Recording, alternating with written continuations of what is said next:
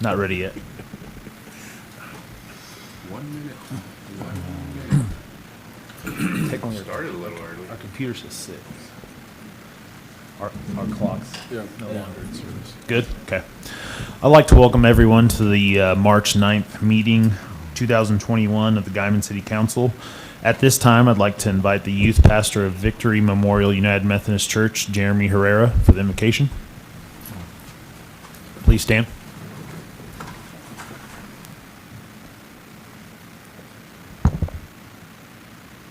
Let's pray. Dear God, we come to you tonight with thankful hearts. We are just so thankful for the city that we live in. We're thankful for all of the people who are willing to serve our city, and that we are able to live in a safe community to raise our families, that people choose to live here. And we're just so thankful for all those who work for the city, who just provide all of these services for us, the police, the fire. We're just so thankful for them. We're thankful for everyone who is here tonight, everyone who has chosen to give up their time to serve us as citizens, to make decisions on our behalf, and we pray that you will be with them tonight and just be here in this place and be at the center of everything that they're doing tonight, and help them to make good decisions on our behalf, and just to be wise and knowledgeable, and just help them to serve us well. We pray these things in Jesus' name. Amen. Amen. Mr. Alviges, lead us in the pledge of allegiance. I pledge Allegiance to the flag of the United States of America and to the republic for which it stands, one nation, under God, indivisible, with liberty and justice for all.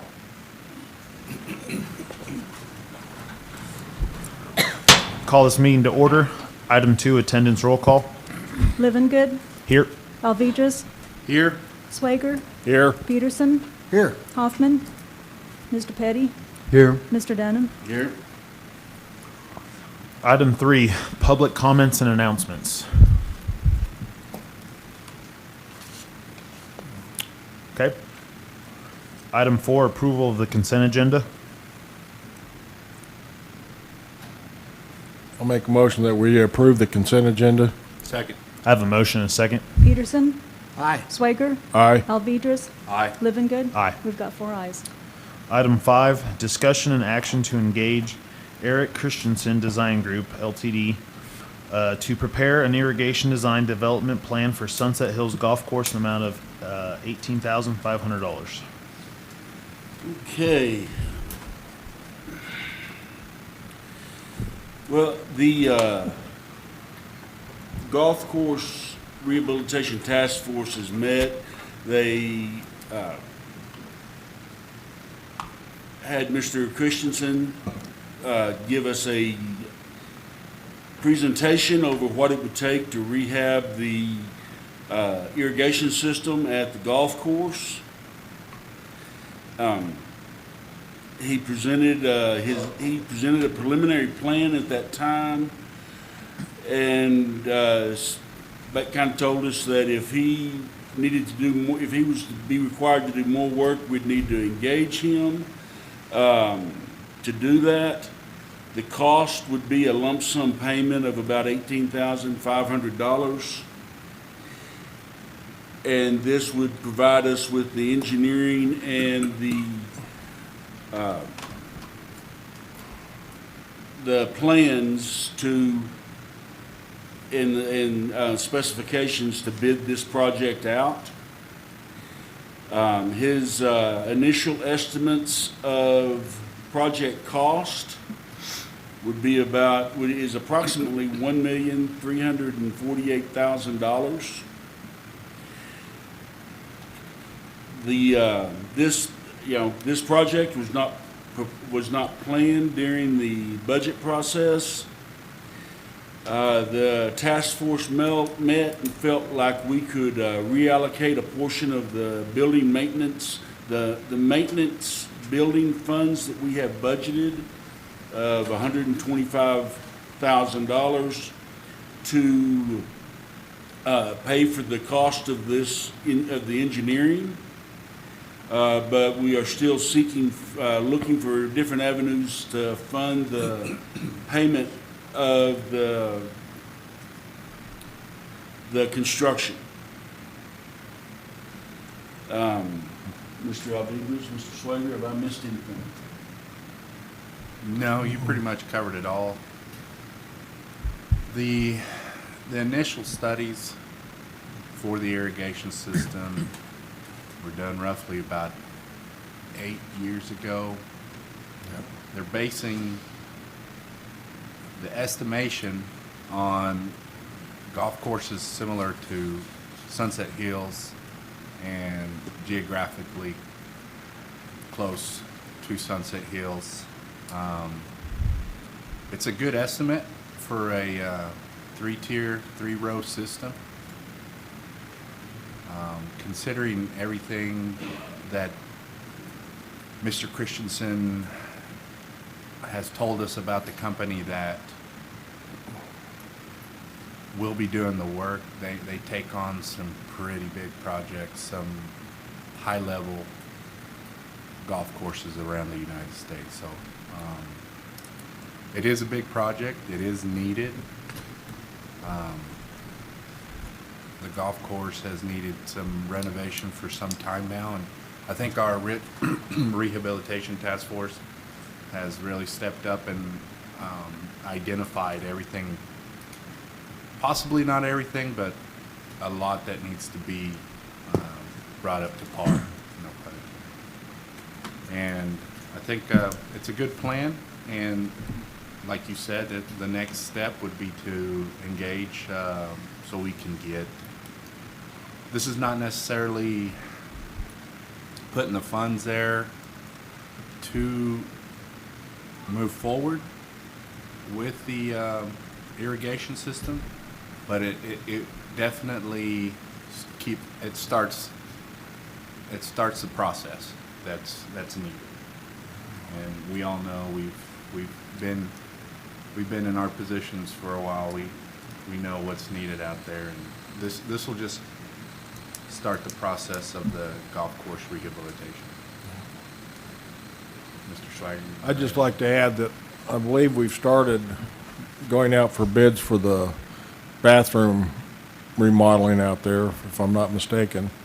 And so, and that's covered under the current budget also. I guess my biggest concern is if we get this estimate and like we did 8 years ago, okay, we've got it, and then we don't do anything with it.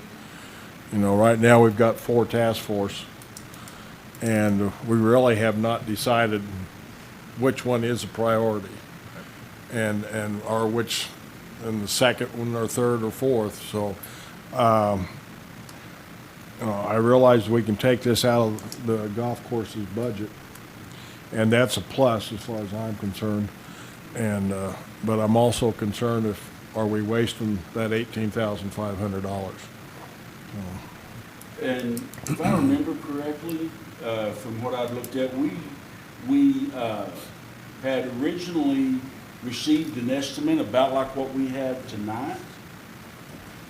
We never actually did the engineering study to design and spec out the irrigation system.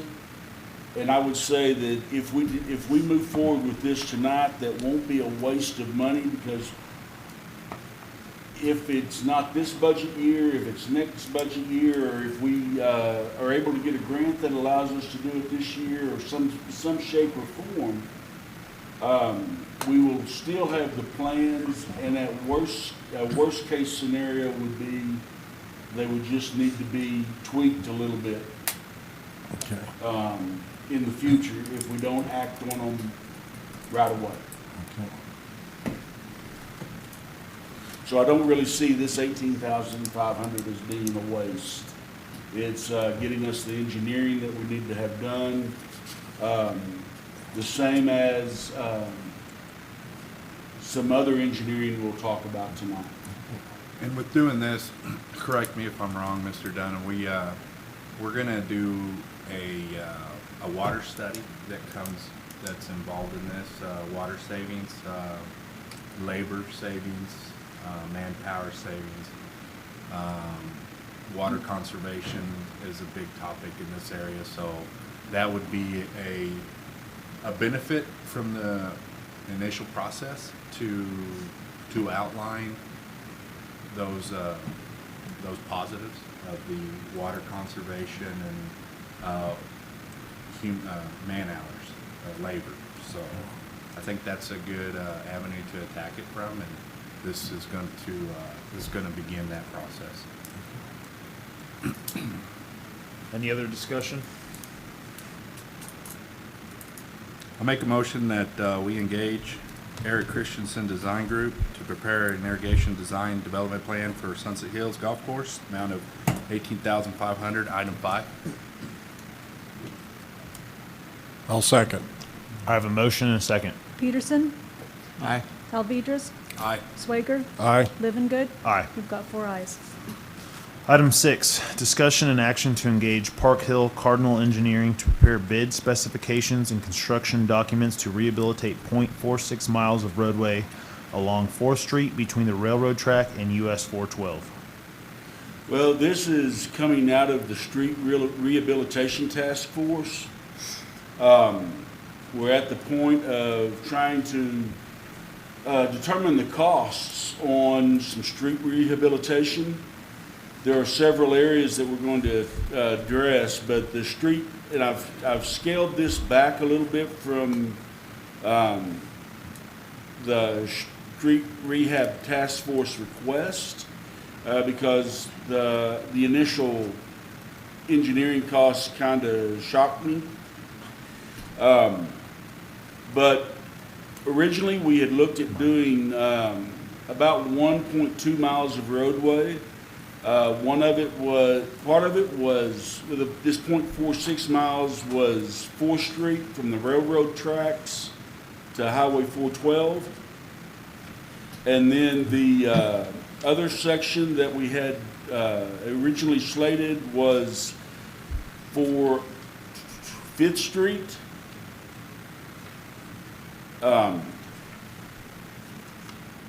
Between 412 and Southeast Street. Both of these roads have been identified as needing complete reconstruction.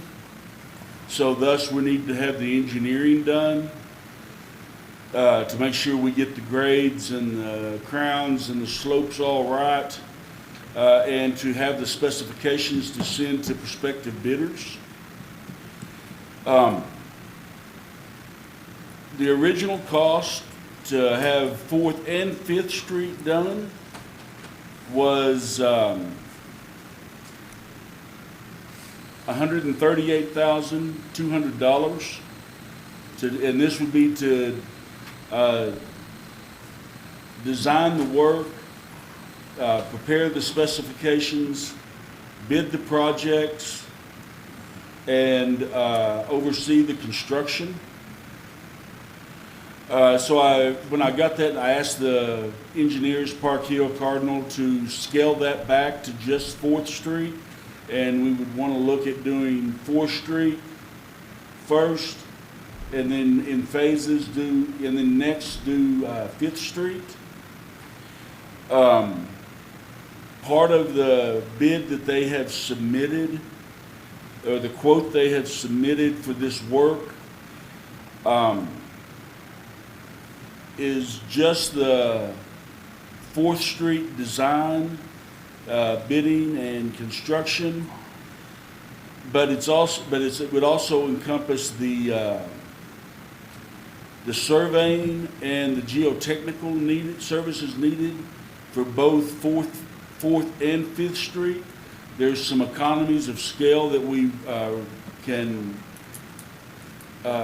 realize by having those subcontractors come out and do both of those streets, and just wait on the engineering side of it for 5th Street.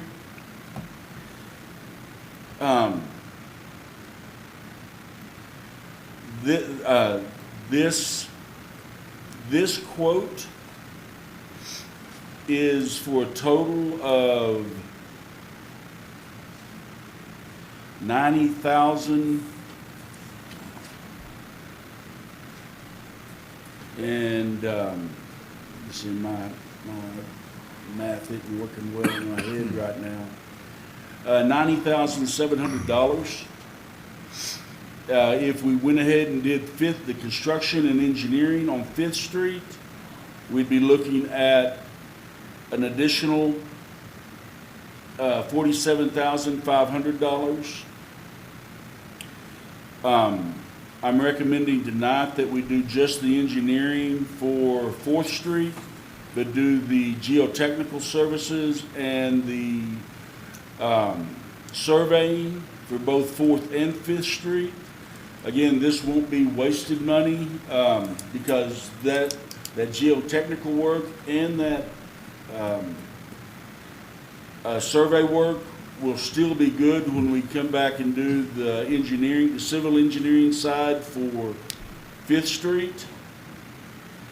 But this puts us in a position to have a good cost of construction estimate so that we can start looking about how we are going to fund this. The cost of this survey will come partially from the professional services that we have budgeted in the department, the street department, and then we'll make up the $24,000 difference out of the capital improvement layout that we've got, outlay that we've got of $500,000. So this money that we're asking to spend tonight is within the budget that was prepared back and passed in January. Is this North Fifth?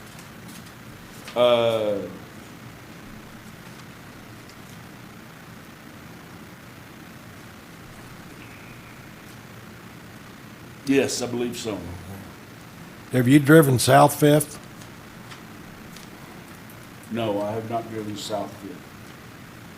My personal opinion, South Fifth is a lot worse condition than Fourth or Fifth Street North. And I Well, think if you go drive them, let me- you'll be surprised. This would be just South Fifth. From, Yeah, this is, from East Street to, the, 54.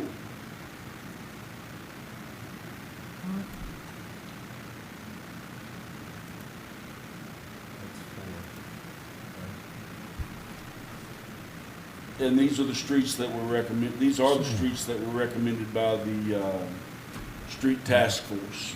yeah, South It is South Fifth, It is. okay. South Fifth. It is.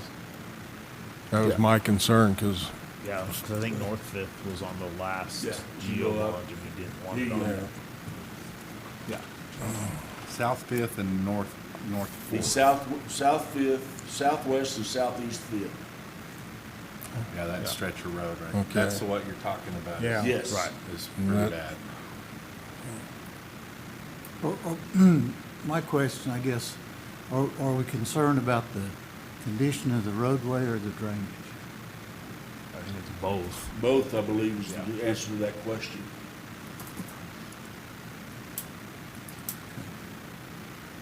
So it's flat. It's flat. I don't know what we'll ever do about the drainage without sewers, storm sewers. Would that be, Well, that would that would be be part of the included? engineering the civil engineering on that side of on that stretch of road that right now we're not asking to do.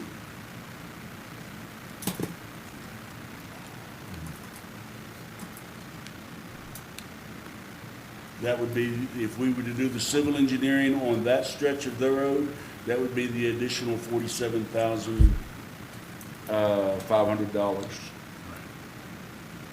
Mr. Dunham, wouldn't it make sense, since these companies will already be mobilized, to go ahead and do it while they're here? There would be some economies of scale we've gained for packaging it up and having one company come in and do both of them at the same, when we bid it out have a company come in and do both streets. Right. My concern right now is what the cost of both those streets would be. So we're looking, I've got concerns over those costs. Now, if we do the civil engineering on both of them right now, we would have a good probable cost estimate that would help us decide before we went out for bid if we could afford both of them or not. So at this time, yeah, I think it makes a lot of sense to do both as far as the engineering.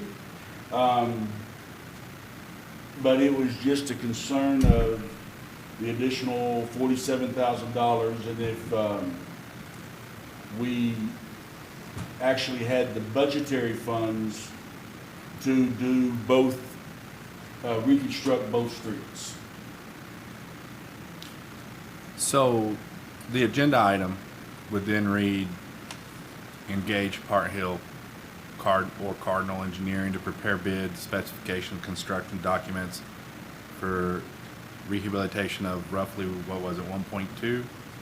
Well, I If we think what include- and Mr. Petty could certainly correct me if I'm wrong, but I believe what we would need to do is pass this section of the road, or this contract, for this amount right now, and then at the next meeting, which is anticipated on the 23rd, pass the civil engineering side for Fifth Street. They're not gonna get, the engineers aren't gonna be No. out here in the next couple of weeks anyway, so we could turn them loose to get contracted for both the geotechnical and the survey, to get those people out here first, and we're already asking them to do both Fourth and Fifth Street. And then have an agenda item on the 23rd to address the civil engineering side for Fifth Street. Understood. That would be, the way the agenda item's worded, that would probably be my recommendation. And of course, Mr. Petty can Yeah, correct me. the contract has it for $90,000 for both Fourth and Fifth Street. No, that's for the civil engineering on Fourth Street, the geotechnical, and the survey on both Fourth and Fifth Street. That's just the civil engineering for just Fourth Street. It says provide civil engineering, design, survey, bidding, construction service for approximately 4.6 miles of roadway along Fourth Street between the railroad tracks and US 412, and 0.75 miles of roadway along Fifth between US 412 and Southeast Street. That's what the contract says. Then, yes, and I see what you're talking about. Based off the agenda item, we'd only be approving the .46, correct? And move down to the Park Hill, right there where you're at, move up. Park Hill Engineering will provide the civil engineering, design, survey, bidding, and construction services for approximately 4.6 miles along Fourth Street between the railroad track and US 412. 0.46. 0.46, okay.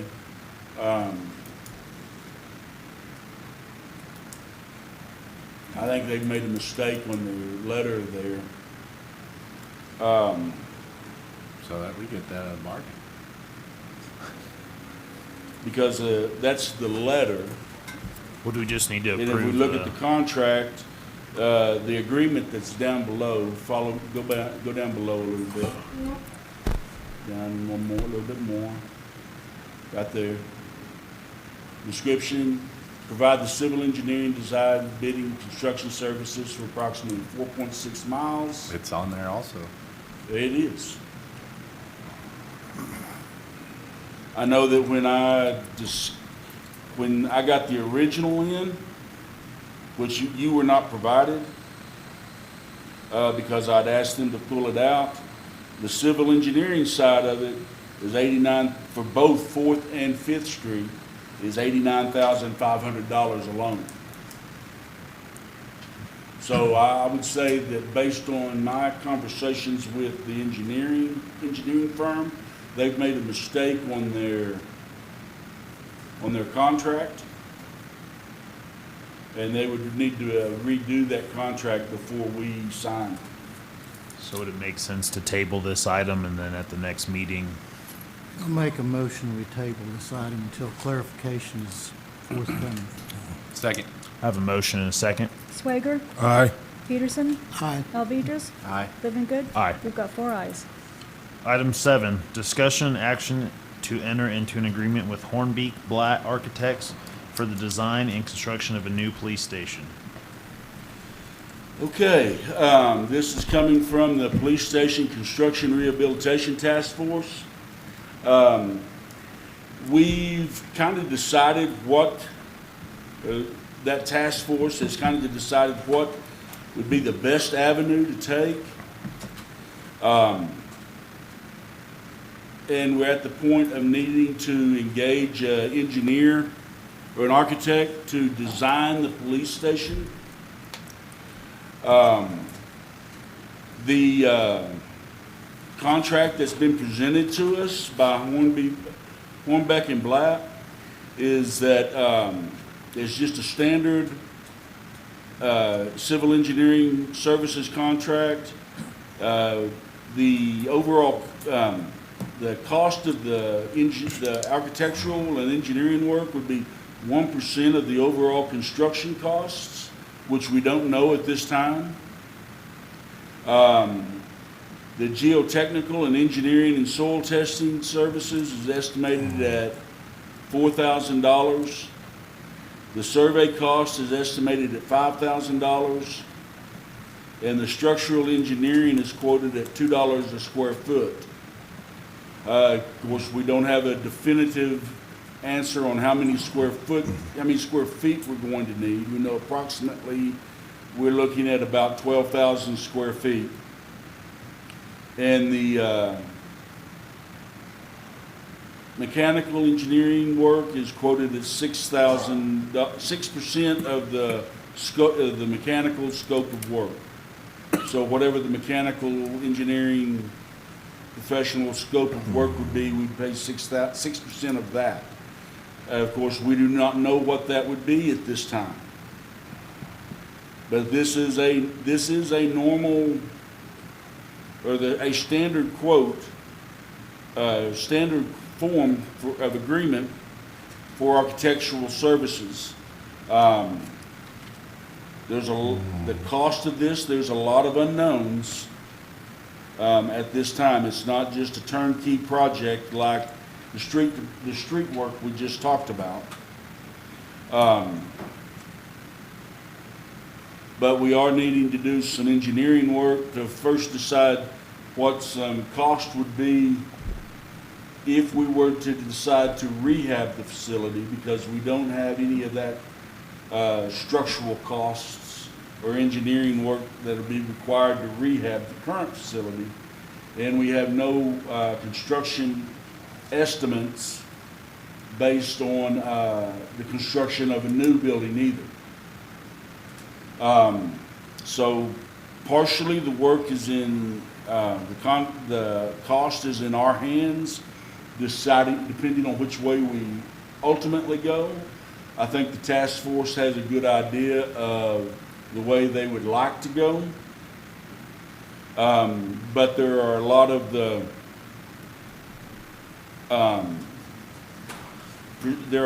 costs that are related back to this that are in question. Some of the initial estimates that I have done, let me get my calculator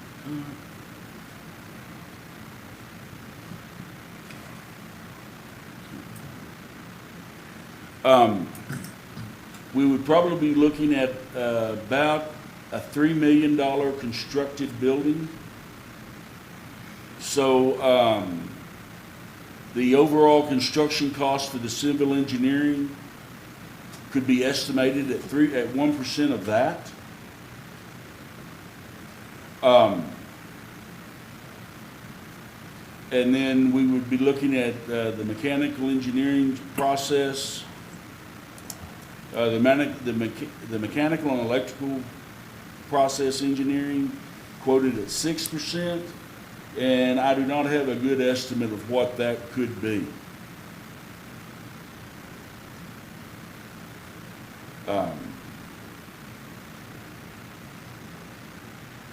And at that, I just open it up for discussion. I think we're getting the cart before the horse myself. We don't know how we're gonna finance it. And that's my biggest concern. I do believe that the police station does need a new station. There's no doubt in my mind on that, especially after touring what they're having to put up with right now. But my concern is, we going back to, we've got X amount of dollars that we're gonna be able to spend. Are we gonna spend it on roads? Are we gonna spend it on a police station? Are we gonna spend it on our water issues? And part of this, I have had discussions with our financial advisor on this. What he would be more than likely recommending as far as financing this project would be a lease purchase type of an agreement with more than likely a local bank to construct and rehab, similar to what we've done with this building. If we agreed to this and hired the engineers to start nailing down what we wanted, in all honesty, there would be some engineering costs that we would pay out of pocket, but we have some money that we have budgeted for capital outlay for the police station. But we would not look at a lease payment until after the building was constructed. And by that time, the lease payment that we have on this building would be going off. So we would just be replacing one lease payment with another. And the lease payment that we would probably be, that has been recommended that we look at would be somewhere in the neighborhood of 25 to 30 years for the new police building.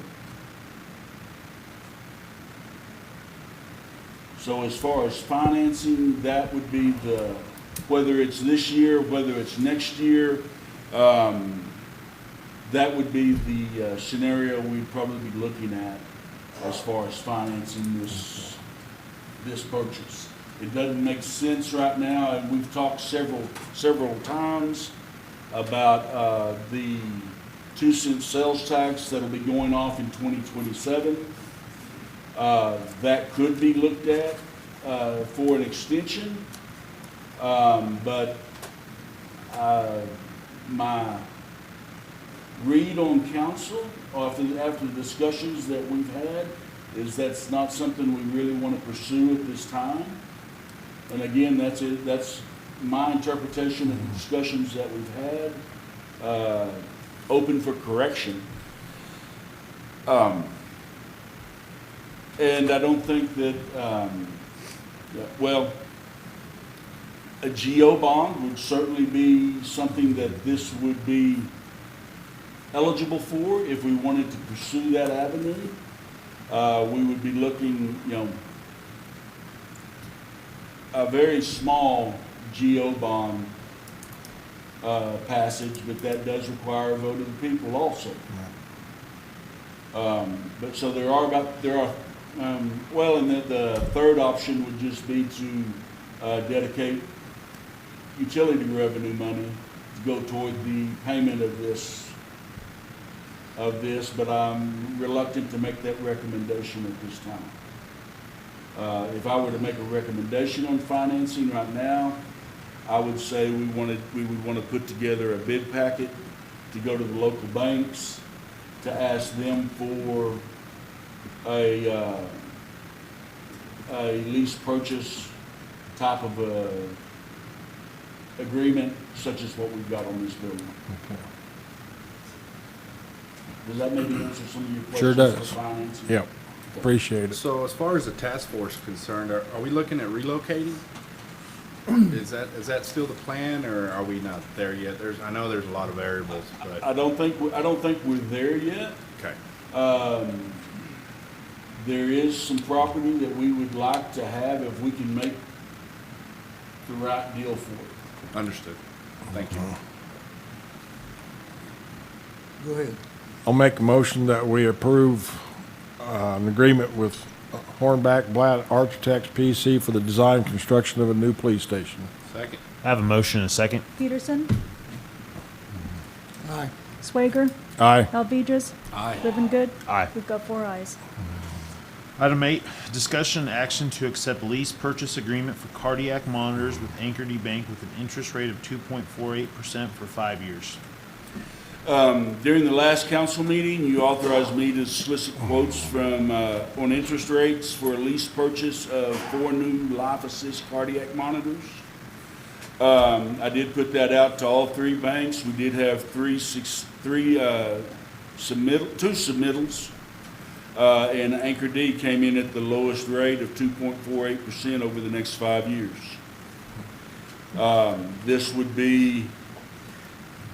was not a anticipated purchase at the beginning of the year, but if you recall from at the last meeting, we did receive about $25,900 from the Oklahoma Ambulance Association, which would more than cover the 2021 payments for this purchase.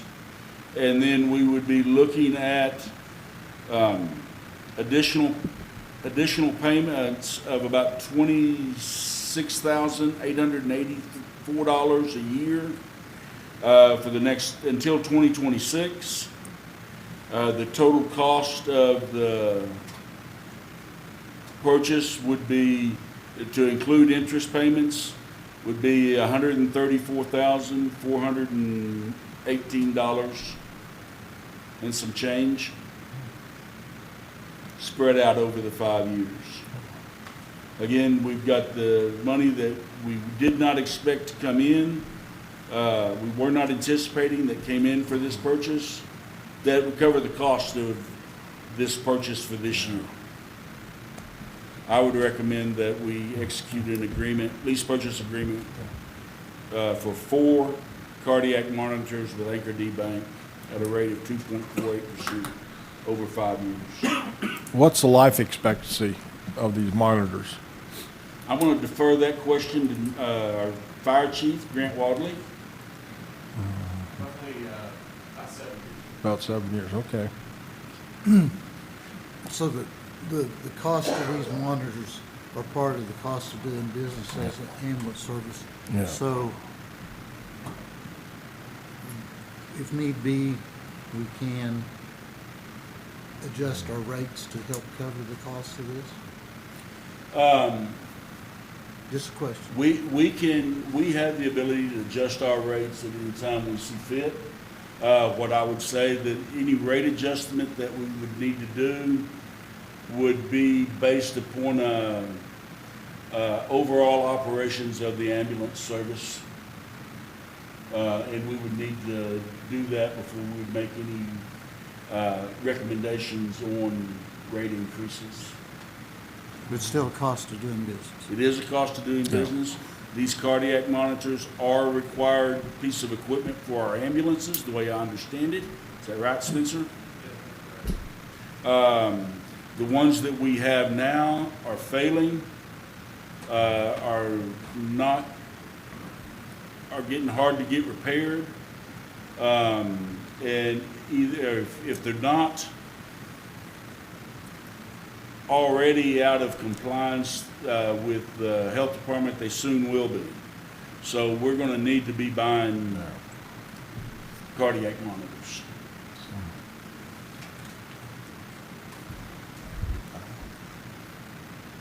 I make a motion that we accept lease purchase agreement for cardiac monitors, Anchor D Bank, interest rate of 2.48% for 5 years, item 8. I'll second that. I have a motion and a second. Swager, Aye. Alvedras, Aye. Peterson, Aye. Living Good. Aye. We've got 4 ayes.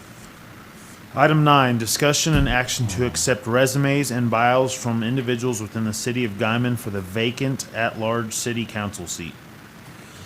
During the February 9th meeting, Mr. Egger resigned his at-large seat off the city council, thus creating an opening. After consulting with Mr. Petty, we have 60 days to formally vote to fill that seat. Otherwise, it'll be required to have a special election to fill the seat. The process I'm recommending is that tonight you allow me to start taking resumes and bios from anybody interested in serving in that capacity. I will collect that information from candidates until March 18th at 5 o'clock. On March 19th, I'll circulate that information to all the city council members. And then we would need to have a special meeting of the city council on March 23rd to formally vote on who would be appointed to fill the at-large city council seat. That would be the process I would recommend. I'm open for any discussion at this time. I think it's a good idea. Yeah.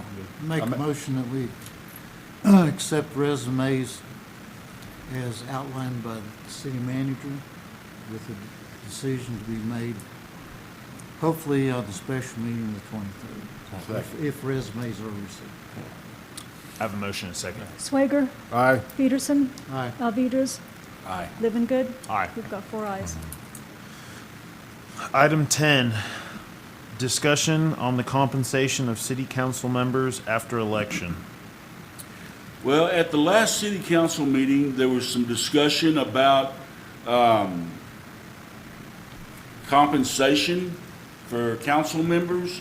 Currently, there is none. And there was some feelings about that lack of compensation being a hindrance to getting qualified and interested people into serving on the city council. Councilman Alvedras did a poll, I guess, straw poll to decide what kind of incentives that we might offer. Some of those was a compensation of $50 to $100 per council meeting, maybe an insurance incentive, or maybe a golf course membership. I did meet with Mr. Petty about this last week. Probably the cleanest way to do this would be to just provide a flat cash compensation if the council so wished to do that. And the caveat to that would be is that this compensation would would not affect anybody on this board currently seated or that will be appointed in April or be sworn in April. State law prohibits council members from voting on their own compensation before or after election or while serving. So the first slate of people this proposal could affect would be the people that would be running during the next election. For the current term, Councilman Alvedras, future councilperson Josh Stetzer, and the person that we could appoint in March would not be affected. It would just be the people that come up for the next general election. There are some things that would have to be done, such in preparation for this. I believe believe Mr. Petty told me that we would have to do an ordinance. That ordinance would have to be drafted and then brought back before the city council to be voted on. So this wouldn't be something that could take effect before the April meeting irregardless. I would just open it up now for your discussion, and of course, Mr. Petty can certainly correct me wherever I may have misspoken. The only, a raise cannot go to an existing council. If an ordinance was passed before a person is sworn in and begins to serve, it would apply, that person would be entitled to compensation. So it would be possible if you have a meeting on the 23rd and the ordinance is enacted at that time and the councilman is appointed to fill a vacancy after that, it would apply to that councilman and then it would apply to whoever is elected. But clarify me if I'm wrong, Mr. Sitzer has not actually been elected, he filed unopposed. Yeah, he has to be sworn in. He's got to be sworn in and then, but we could do this before he's sworn in. So if we decide, if a decision was made to enact an ordinance to say, I'm gonna throw this out just as a thought, because this is a discussion item, not a discussion and action. So if we said it was that we're gonna compensate new council members or people after us. Right. At say $50 per regular meeting, then we could enact that ordinance the 23rd, on the 23rd, the first thing we need, before we go forward. I think maybe we ought to give them some background for the people that are not aware of what happened a year and a half ago. That our former city manager realized that we did not have an ordinance for the council members to be compensated. Prior to that, as far back as anybody can remember, the council was compensated with their health insurance. If they elected. If they elected, and a golf membership, and I'm not sure if there's anything else involved or not, but that's why this is being brought up tonight. So you know, it's not something that, oh, let's get together and, you know, and give ourselves a pay raise or anything, because it's not that way. Like I said, about a year and a half ago, the former city manager realized we did not have an ordinance. He pulled all the benefits, and so we're just trying to get it back to where it was prior to a year and a half, basically. I see this as a tool to get more people to run for positions, especially city council. It just baffles me that I hear so much around town about council and city, yet when it's time to run, when it's time to fill out your ballot to run, I'm not seeing the participation from the younger crews. And I think this would possibly be a tool that that the city of Guyman would use, some little incentive. We're not getting too crazy up there. I mean, it would be the compensation at $50. We did a scheduled council meeting. Right, we did $600 a year. We did a comparison with Jodan. I mean, it was most cities in Oklahoma, right? That in a city manager council form of government, and we took the top. 5 above us, 5 cities above us, 5 cities below, and as far as compensation goes, it's a little lacking for Guyman. I just see this as a tool, hopefully, that will get more people involved and excited to run for a city council position. So That's how I view it, and that's my opinion. I'd like to invite the public to tell us what you think. You know, stop by my office at the tag agency. Tell me what you think Don't go there, it's too full. Too busy. the city council should be compensated. You know, you're welcome to come by and do that, or stop by any of us. I think we'd all be glad to hear what your input is. Yeah, I Yes. mean, I think in this busy world and being involved throughout the state, most communities of any size compensate their council, whatever, not on a grand scale. We're not talking a grand scale, but just something to go home, change clothes, and come show up, be here. And I think too that it might help bring up, maybe increase the qualifications for the deal. I'm personally, and since we're not, this is just discussion, I think we need to keep it in the $50 to $150 per regularly scheduled meeting, not the health insurance, because not everybody might require Right. that. But I think it's a gratuity for services rendered.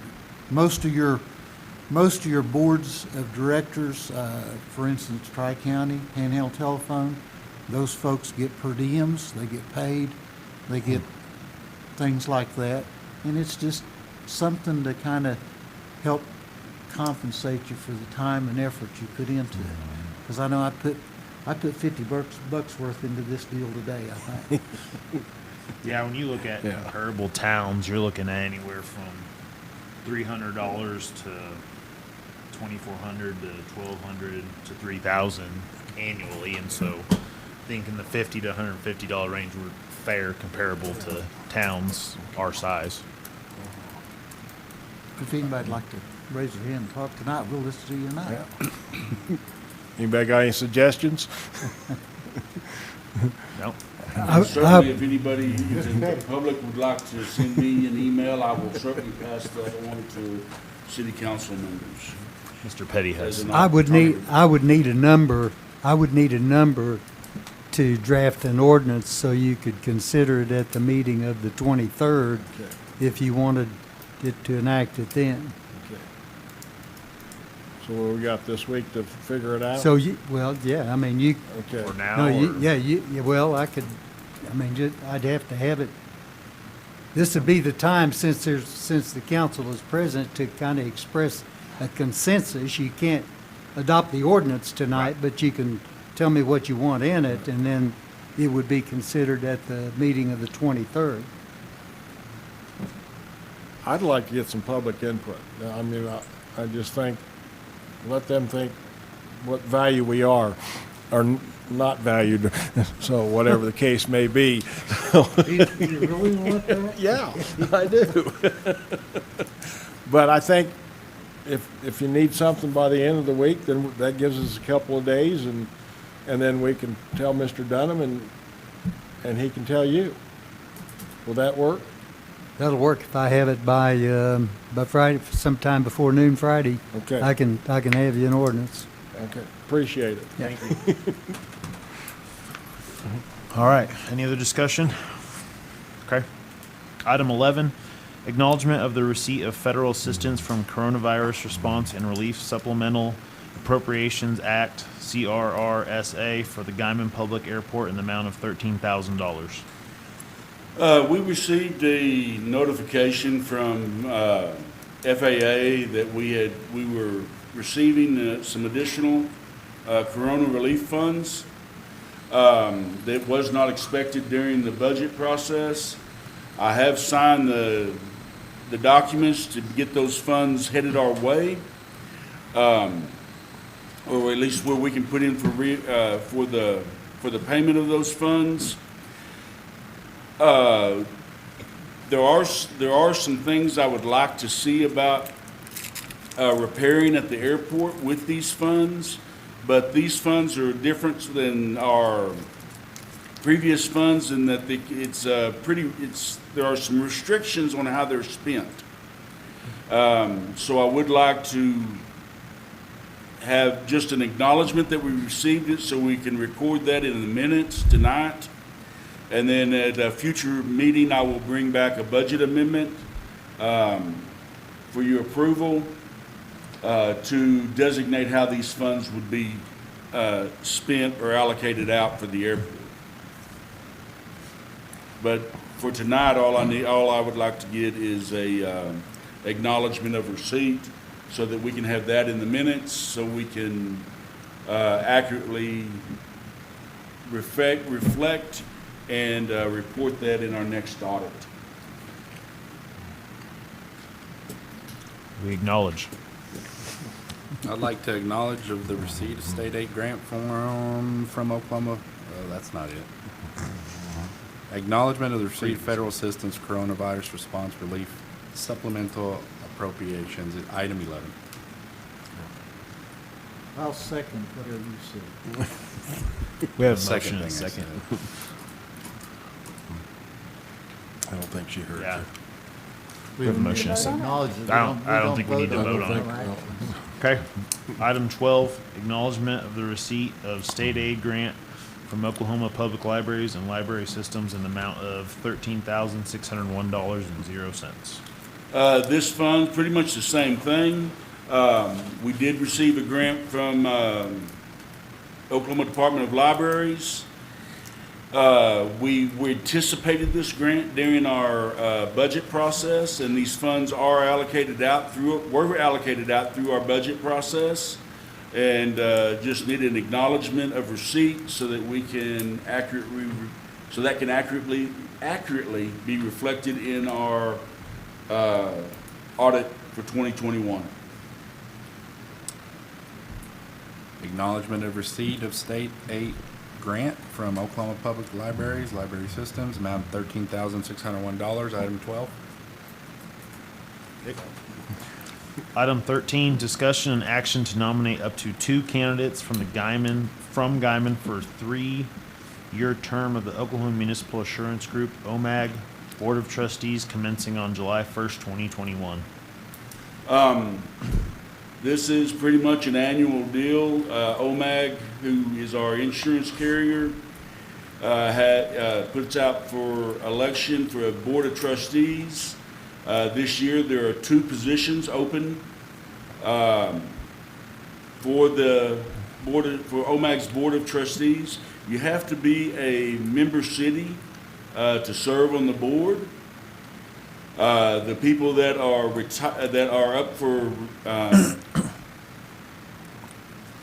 whose positions are up is Mr. Mike Bailey of Bartlesville and Mr. Craig Stevenson of Ponca City. Both of them are city managers. Both of these men are, right now we're just looking to see if anybody from the council may want to be nominated. If so, we have a form, you've been supplied a form that I need to get filled out with a biographical sketch. We'd have to vote on those nominees here at the council meeting tonight for the mayor and the clerk to sign and attest and submit by March 17th. So that if anybody wishes to serve in this capacity, we would need to get some information from you pretty quick. No, thank you. Like Sergio said, I'm pretty full. Okay. All right. So no action. Item 14, discussion on the wage study for finalization and implementation. Well, I think I'm gonna get up to talk about this one, so I can look at you, so you can give me some direction.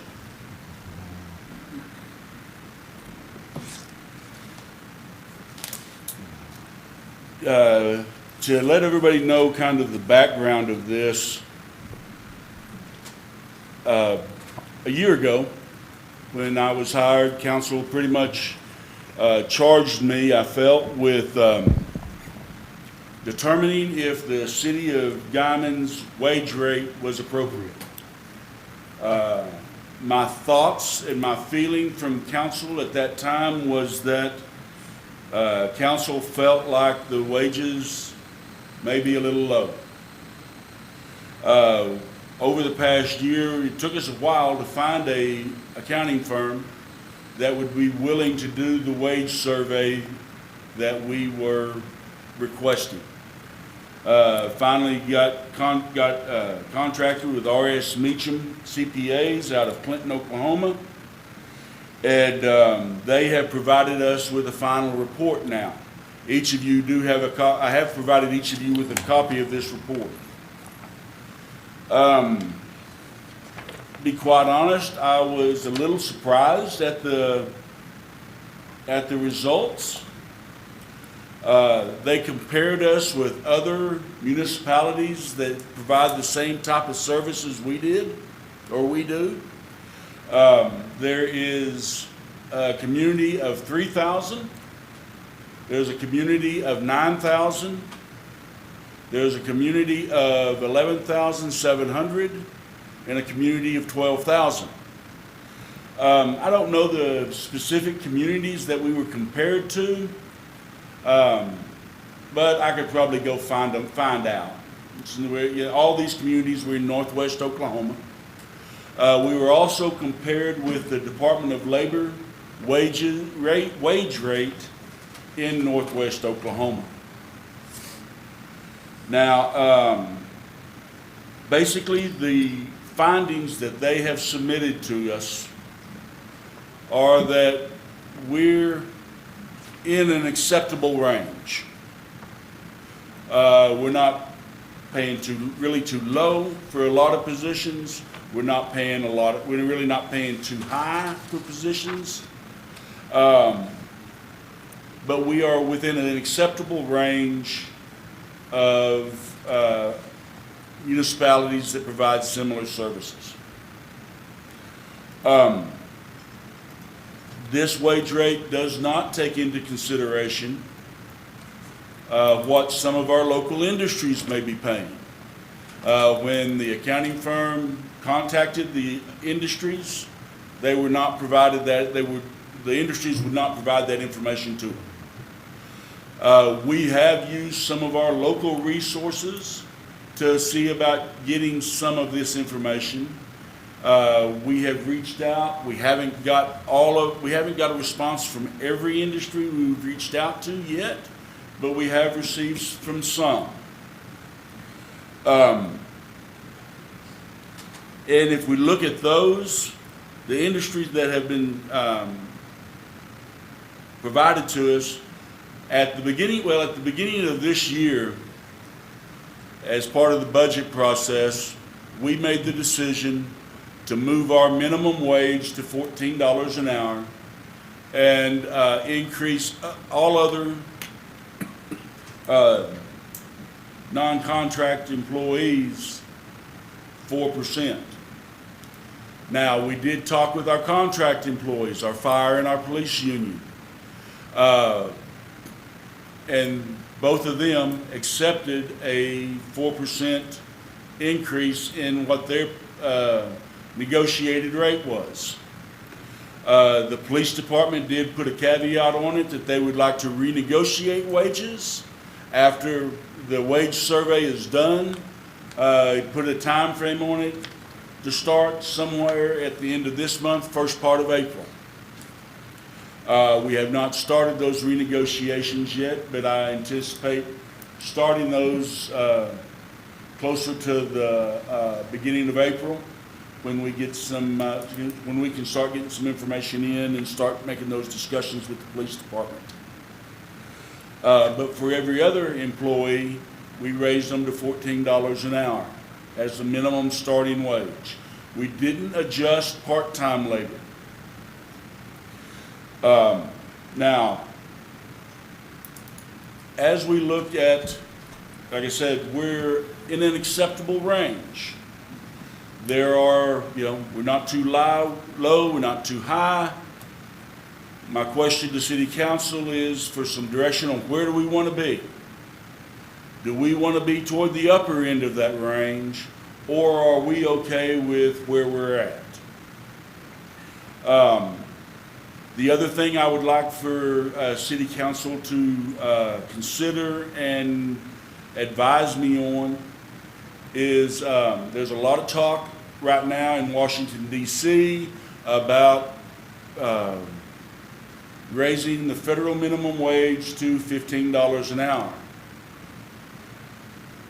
There's no clear direction. I met with representatives from Senator Inhofe and Representative Langford Friday. There's no real direction yet coming from Washington, D.C. on this item, on how they may be going. I know it was originally planned, originally in the Corona relief bill that's in the House, I think now, but it was pulled. So it was pulled out of that legislation. So it's still up in the air. My question for council is, do you want to preemptively go to $15 an hour as a minimum wage, or would you like for me to, or would you like to wait until the federal mandate comes down to go that way? If we move from $14 an hour to $15 an hour as a minimum wage, it's going to shift our pay structure up about 7%. I would anticipate that we would move the entire pay matrix up 7% to account for that increase.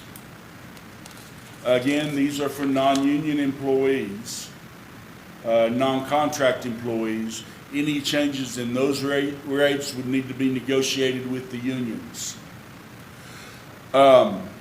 Some of the initial survey, some of the initial information I've gotten back on some of our local industry indicates that their starting wages for general employees are closer to $16 an hour.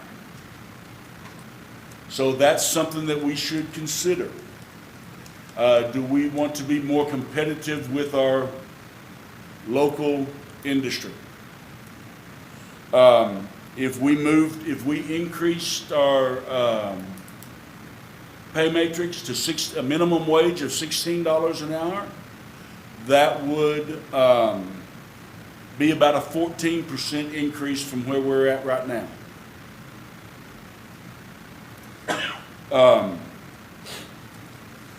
Now, I have met and talked with all employee groups now about this, even the union members, just so that there was a clear understanding of what I was expecting to happen tonight and what I was going to be relaying to you tonight. I don't see this as a one-time and we're done initiative. I've seen that happen in the past, and that usually ends up failing 4 or 5 years.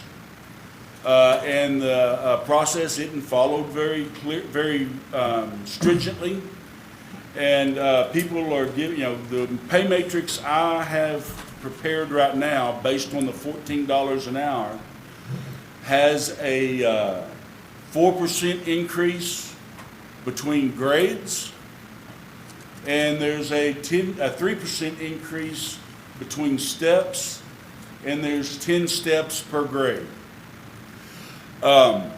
If we look at the minimum wage guy, the guy that's offering that minimum wage, if we're looking at that guy right now, if we stay where we're at, we're paying between $14 and $18.27 an hour. That's what we're saying that that minimum wage, that general labor job is worth.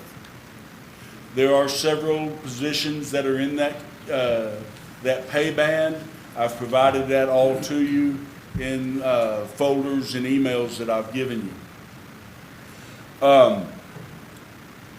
So with that being said, if we don't make a change at all and we stay where we're at, the minimum wage band for General labor employees would be $8 or $14 to $18.27. Once you got to $18.27, they would be capped out. The only wage increase that they could expect or should expect would be a cost of living adjustment. Now,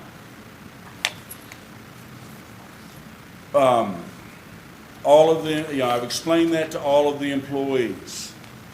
The only way that they can move forward off of that would be to be promoted into other positions. And one of the things that I have told employees at our meetings is that I'm here and I want to see, and I'm going to charge my supervisors and directors to make sure everybody achieves the goal that they want. If they hire in as a general labor position, but their aspiration is to be the director of that department, eventually, I want to see us set that person up to succeed in that position, to get to where he wants to be, to get where he needs to get the education he needs or she needs, to get the experience that they need, to set them up to succeed to get to that position. That does not come without performance reviews. Annually, I'm proposing to you that we will do annual performance evaluations on anniversary days. It's my understanding that any performance evaluation that we have done in the past has been effective on January 1. That's a pretty large burden to place on a supervisor or a director to get a performance evaluation done, in my opinion, properly, to really be able to evaluate that employee. The example I've used is that for employees is that I cannot sit down with a department head and do a effective evaluation in under an hour. Well, and when you figure out that I've got 12 department heads, I think, so we're talking about 120 hours of doing just the evaluation for that person, and that's at a minimum. A lot of them will take longer than that. And that's not considering the length of time it takes to prepare the evaluation on employees. So my intent would be to have people placed on the scale. Once we approve a scale, or once you approve a scale, those people will be placed on that scale as their anniversary day rolled around. Now, what I've also told employees is that if we follow that plan, there's going to be, let's say we pass that plan in April, there's going to be employees in April and in May that are eligible for performance evaluations. But there's going to be employees that were hired in February or March that are going to have to wait. And yes, I know that sucks. Some suggestions I've gotten from employees is that maybe we look at retroactively going back to those employees that are hired in January, February, and March, and doing them right after it is passed. But depending on the length of time it takes to pass this plan, that list is going to grow. And I don't know, at this time, I don't know how many employees that will affect.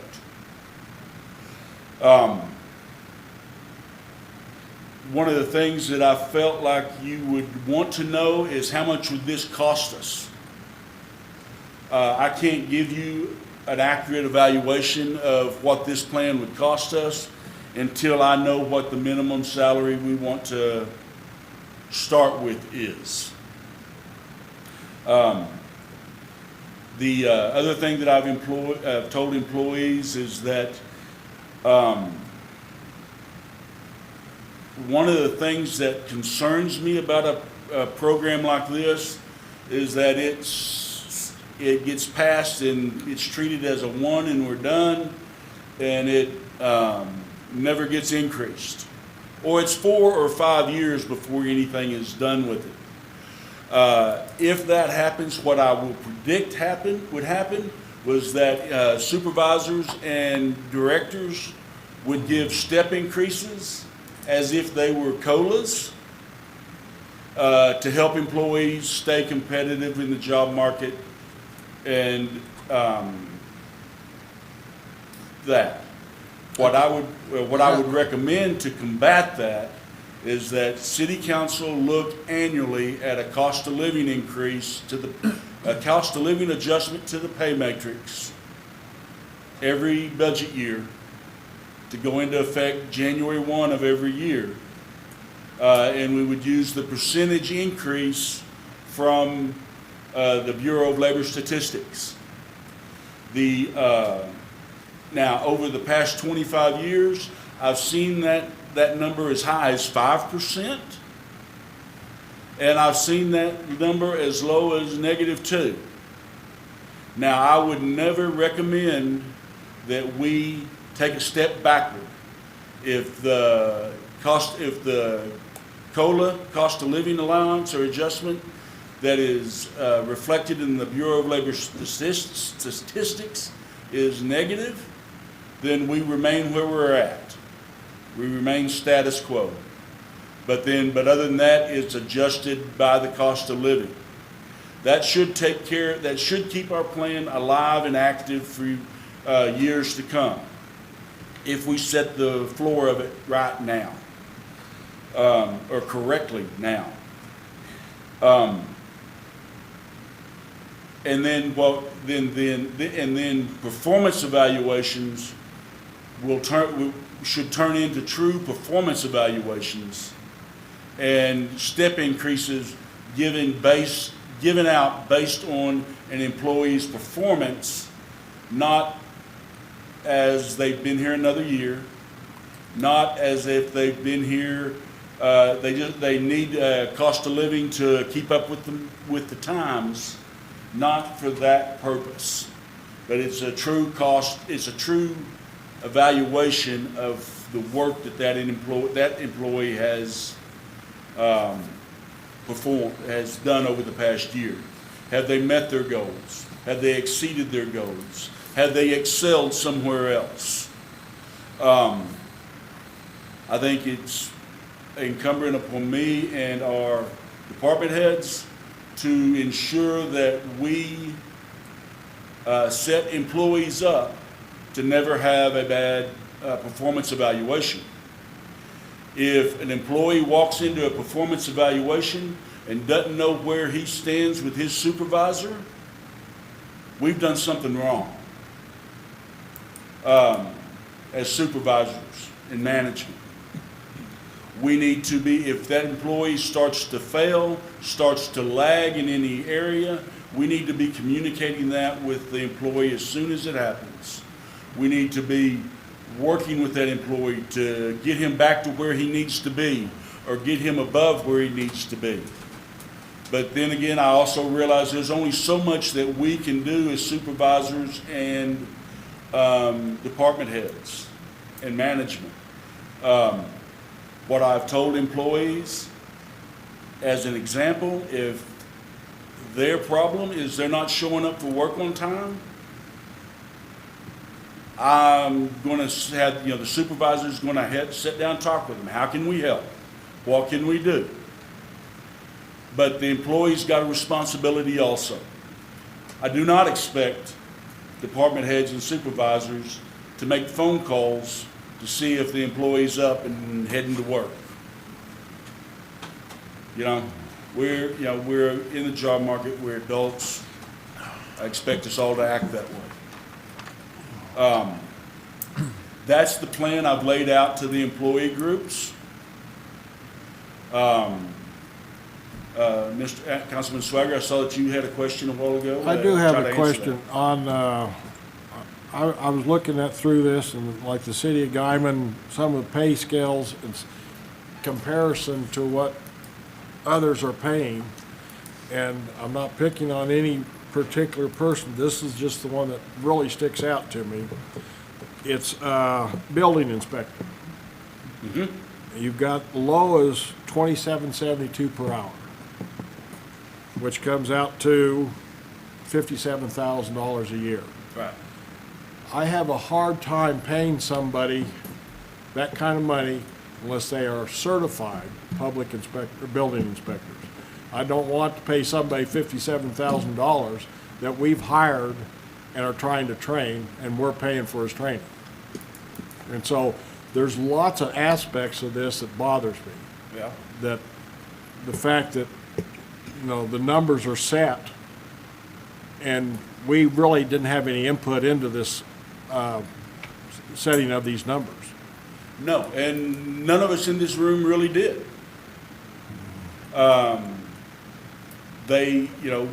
We have not had in the past that in anything that I've been able to find a structured pay matrix for the city of Guyman. And that's what I'm proposing to you today, is a structured pay matrix. Have you Now- gone back and adjusted any of these figures for what your study suggested to do? Now, have I adjusted people down? No, Is that what you're asking? no, I'm asking if you've just adjusted it, not the ones that are already hired, but for instance, this pay scale for the building inspector. Have you gone back and looked and said, okay, we're gonna hire somebody off the street to try to train? Right now, they may be worth $25,000. When they get trained and certified, then they are worth $57,000. Have you done any of that? No, I have not done that because in my mind, until I get this input from you as city council, I don't know that I've got a proper form. I don't know that my pay matrix is proper. Right. So once we have settled on that pay matrix, then yes, when the next building inspector gets hired, we will hire him based on our pay matrix. We will place him on that scale based on our pay matrix, based on the qualifications that he brings to us, based on the experience he brings to us. And that's the way he will be originally placed on that scale, then with guidelines for levels of achievement that we expect. That's why my next question was, if somebody moves here and has heavy operator equipment experience, are you hiring them at the low end of the scale, or the person has 10 years experience? Are you going to put that person in where the 10-year experience is on our metrics? I'm going to say that on that, I'm going to be hard pressed to put somebody in at the top of the scale, because at the very top of the scale, because it then allows him nowhere to grow. Based on the matrix, if we hire them in at step number 10, well, they're already maxed out. Right. So I'd be hard pressed to do that.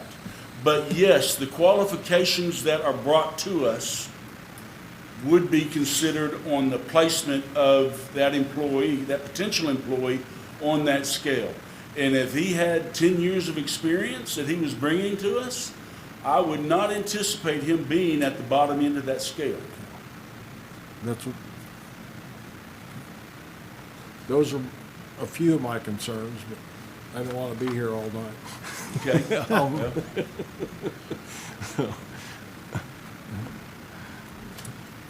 Any other discussion? Well, I mean, it's a discussion item only, so, I've told you the information that I need to have so that I can really move forward with this to set a proper pay matrix to bring back to you.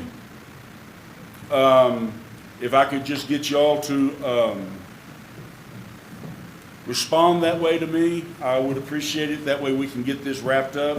I'd like to have this wrapped, at least for the non-union employees, wrapped up as quickly as possible. Because like I say, the more we wait, the bigger that list is that's going to have to wait longer before they get any kind of evaluation, unless it puts a bigger burden on our department heads and supervisors to get everybody caught up. Right, okay. Along with this wage study, you mentioned that if we implement this wage study, there is going to be job summary, right? For instance, heavy equipment operator, that's what Larry brought up. Job summary of what that position entails, and Yes, we will have job descriptions on every position that we have. Okay. You've got a listing in that job classification that I've given you. Those are the positions that we actively have now and that we would actively try to hire in. Well, yes, we'd have a job description on each one of them. awesome. Now, the one thing I'll mention here is that I would also need to set down, once we kind of have an idea, or I kind of have an idea about the pay matrix, I need to be able to sit down with department heads and supervisors to discuss the people that are in the positions that are in their department, to make sure we have those jobs in the proper pay band. Right now, they're where they're at. If we were to implement this right now, the way it is, there would be nobody being paid out of class. And that's what I would call somebody that is paid outside of what the job band says it's going to be paid. For example, if we have a general labor, he's making more than $18.27 an hour, we would not reduce his wage to that band, but he would remain where he's at and work out of class and really not be eligible for a step increase or anything. The only real way he would be able to earn more money would be to promote to a different position or cost of living rates.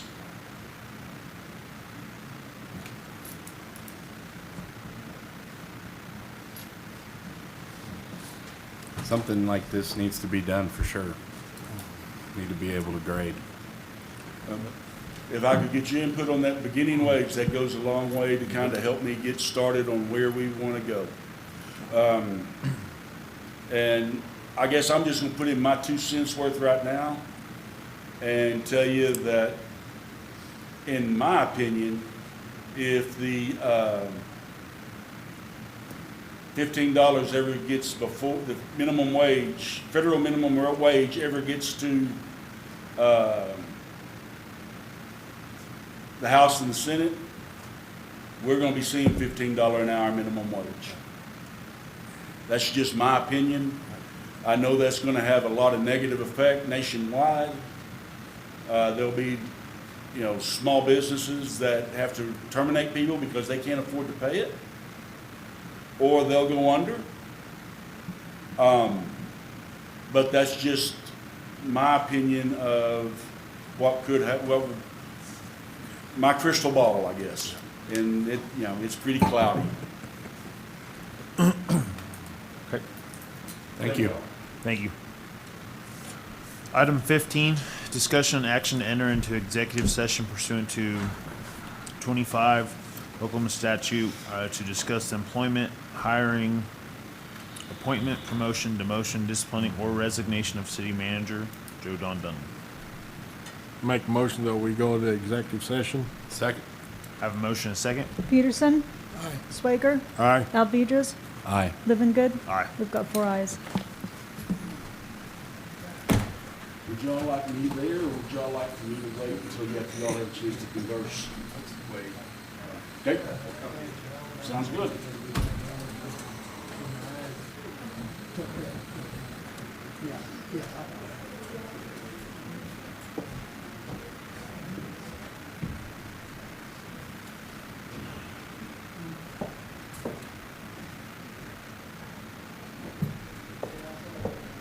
just a waiting game now. You should order pizza.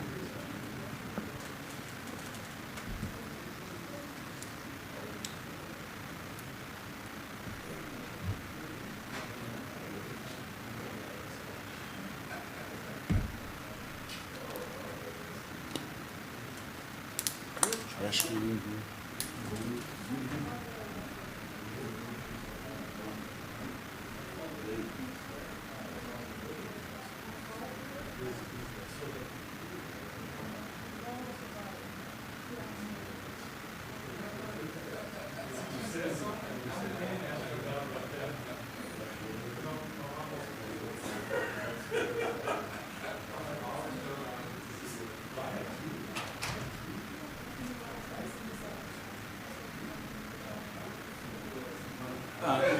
Go ahead and contact him.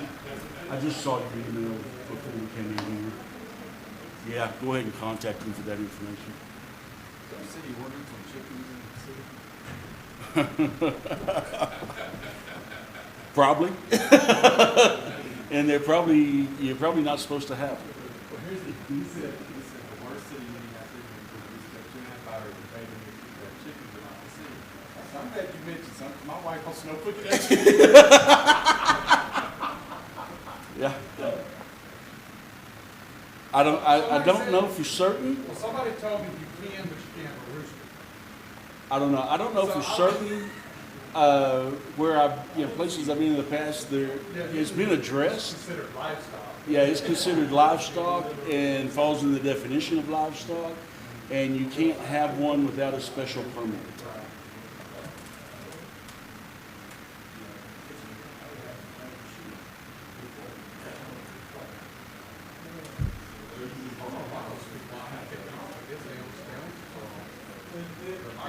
Oh. Oh. Well, we've had issues with that amplifier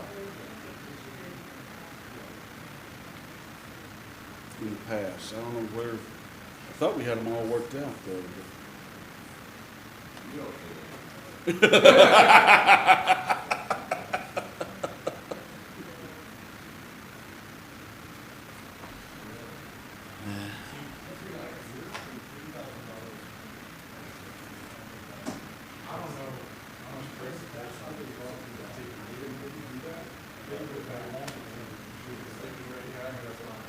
Okay. Okay. I'll present it to them, and then I'll say if you want additional information to this, you've got a PowerPoint that you've provided us that you're more than welcome to that you can present to them, or you can answer any of their questions, any of their specific questions.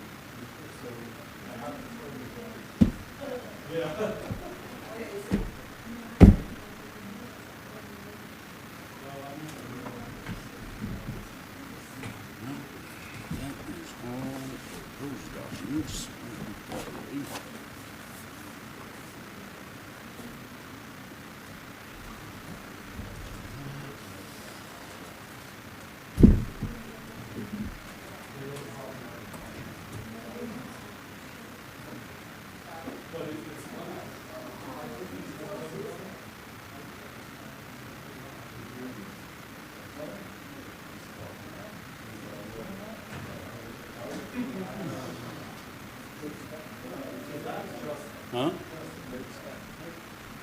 That's the GUA meeting.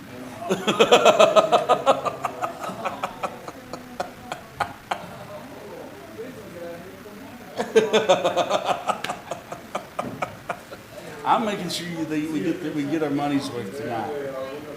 If we're gonna give them raises, they're gonna have to work.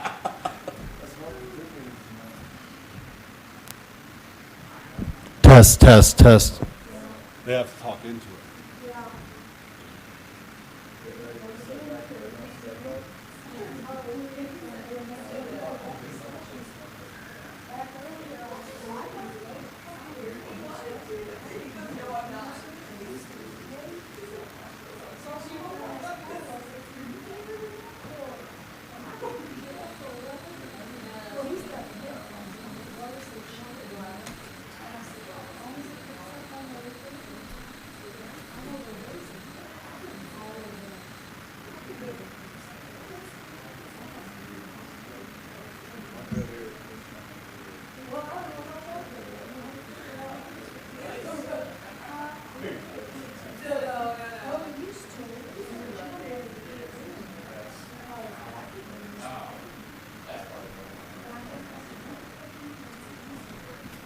I think Paul went around and turned them all on. Now, I guess they could have turned them on.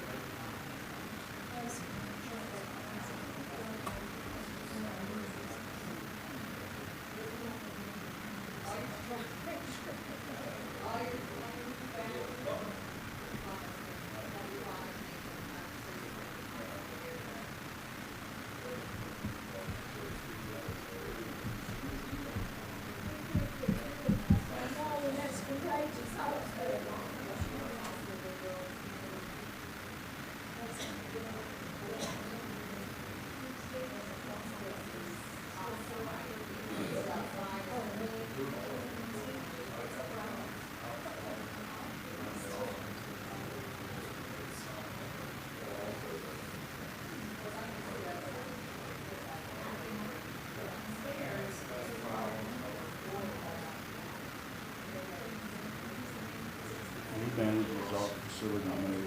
The other name is Rob Clemens, and his name is Ross.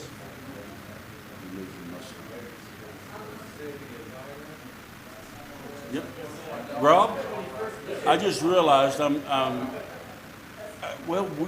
we may have even made it. Seems like every time you come up here, it's either raining or snowing or something. And today, we didn't get rain, I don't think, but it sure did get cloudy. This morning it was nice and sunshiny. I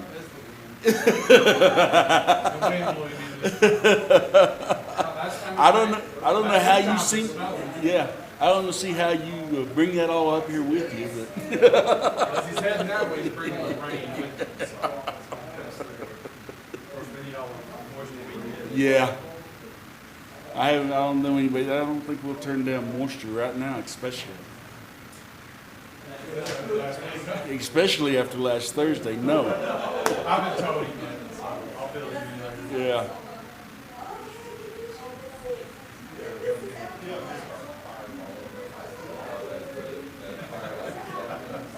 Yeah. Oh, yeah, that's right, I did. Because I'm like, well, we didn't know it that way. Because I walked out of the office, I just see the big smoke, and I texted him, I said, it may be headed towards us. Because the wind had just picked up. Yeah, it was a little scary there for a little while.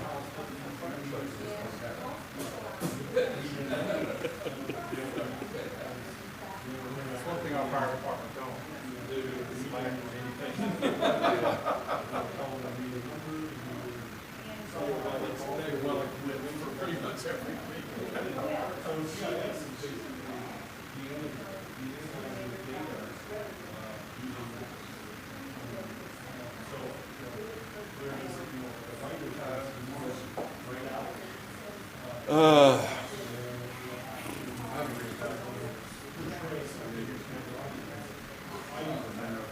I know I've got a lot going. I am pretty well tied up until 2:00.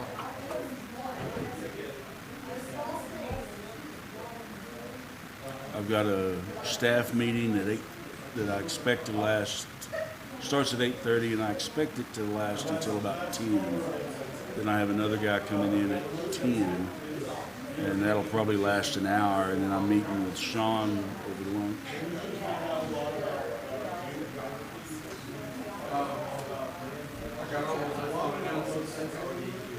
Okay.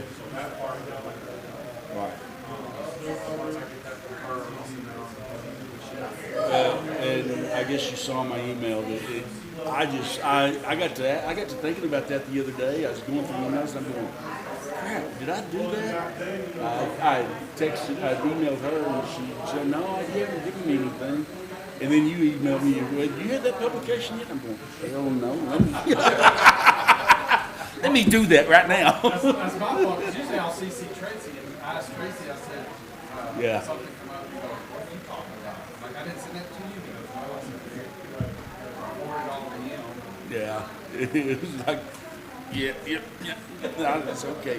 Lavona's got it now, and she knows to give you a copy when she gets it approved for publication. When I sent that to Bond told him that it is being done, and as soon as I get it approved by next week. Yeah. So he does know what's coming.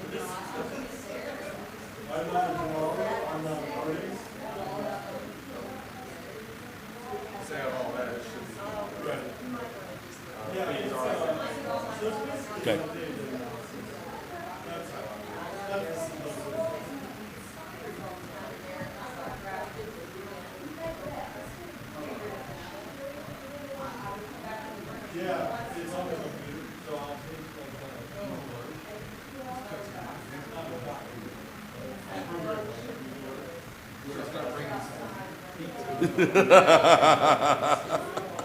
Give it our DM, we'll just bring it in.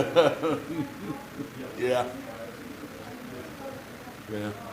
Yeah, we know which ones up there want to drink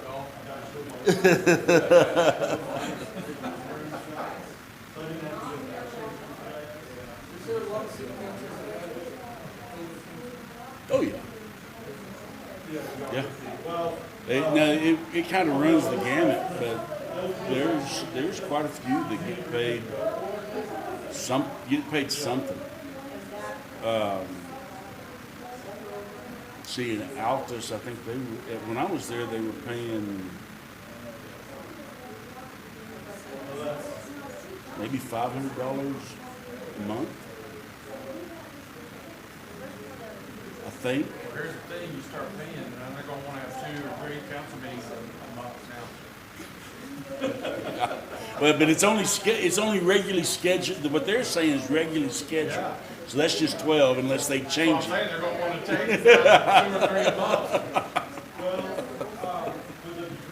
God, I hope Got to not. one a month. Come on, guys. God, I hope not, because I'd do nothing but prepare agendas.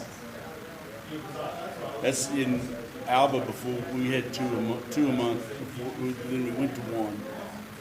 And I literally, that's all I felt I did was just prepare agendas. I would say other cities that have like every week. I was researching it. There's got to be one person dedicated. That's all they do. Agendas. Yeah. Most of those cities that have it every week like that have a much larger staff than even what we do. And you're right, there's one person, and they rely on their department heads too. I know, because I know that happened in Altus, is that the city manager didn't prepare any of this stuff I did. Department heads did. And instead of me present, the way I present everything here, department heads got up and made presentations to the Yeah. Yeah.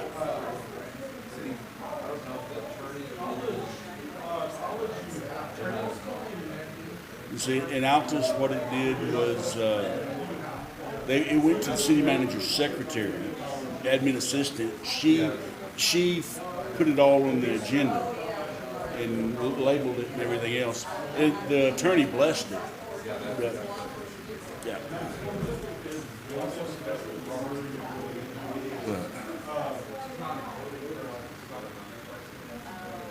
She handled all this and be great. She was just tired. Now they got to do the taxes and accountants and payroll. She's like, I just want to talk to people and answer phones. In the front. I get it.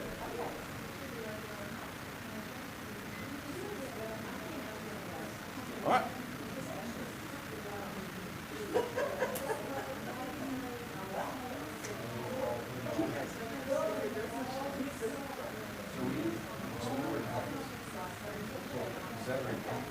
No. I came from Alba to here. I was finance director in Altus. I was in Frederick before that, and I was their finance director and treasurer. I spent, before I... Robert Johnston? Yeah. Real good friends with him. He actually hired me in Frederick. And I worked 12 years with him. Yeah, he's remained I know him very well. He remains a very good friend. I remember his, I've known his kids since they were like this. And I think his daughter has a baby now. Yes. You know.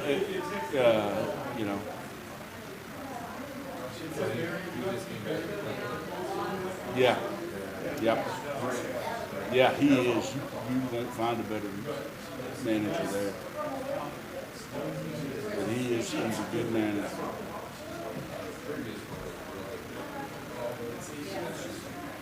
Yeah.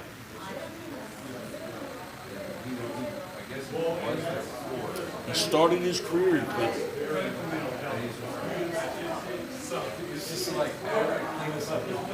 Yeah. But yeah, he where I started mine in Frederick, he started his in Clinton. He was in Clinton, and then he went to Tahlequah, and then he spent 25 years in Frederick that I'm aware of. At least 25. Should say at least 25 years in Frederick. And then just, of course, recently moved to Clinton. He said, I just decided, when I asked him why he moved, because I really figured he'd just retire at Frederick. And he said, well, when they talked to me about it, I just decided I'd bring my career full circle. Finish in the same place I started.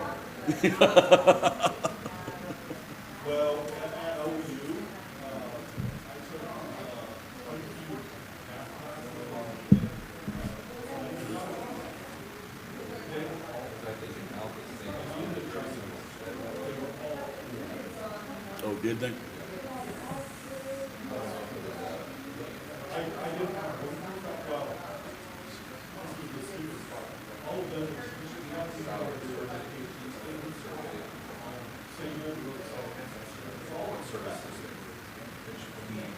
Yeah.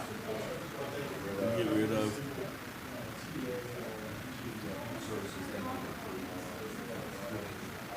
Yeah. Yeah. The matrix that I'm going to propose and the job classification the way I've got it structured is what we did in Altus. I mean, it's the job titles are different, but the format's the same, and it's just I took it from Altus to Alva, and it's just, I mean, there's nothing magic about it. It's just what I'm used to seeing. Yeah.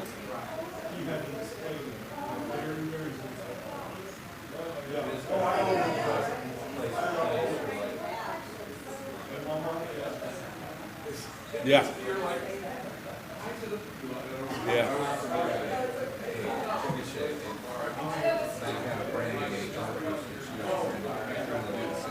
Yeah.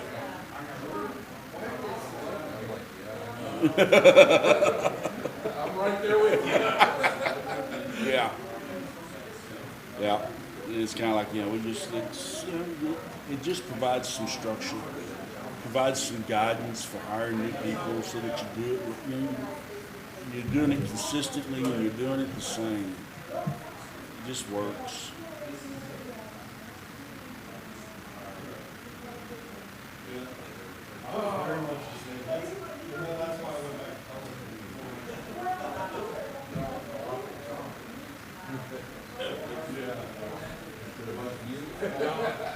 She works, she just, she's ready for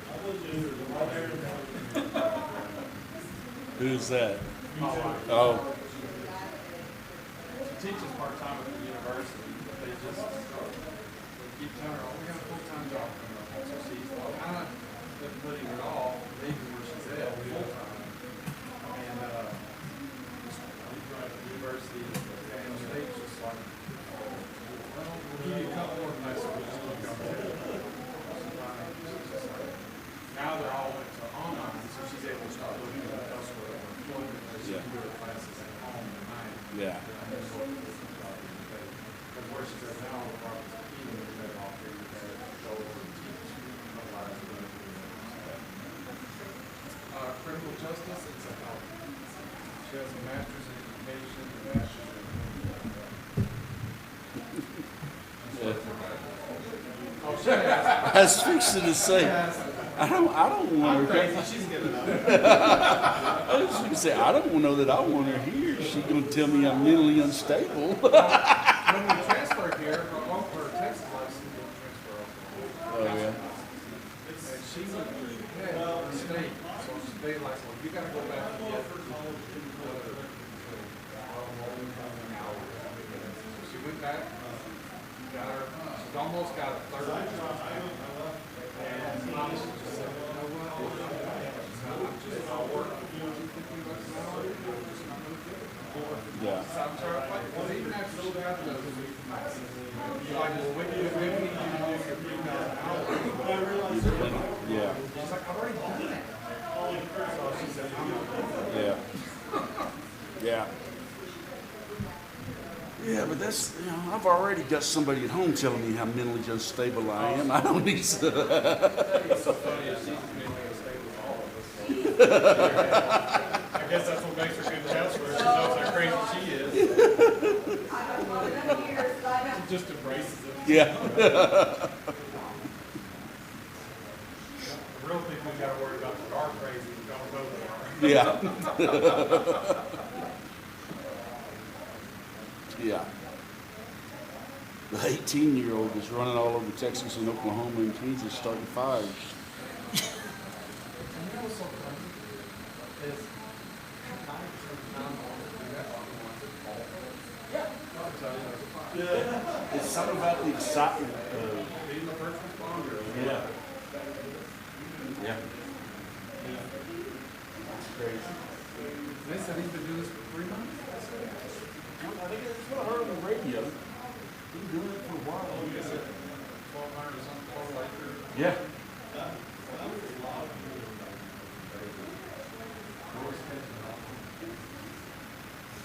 They did here.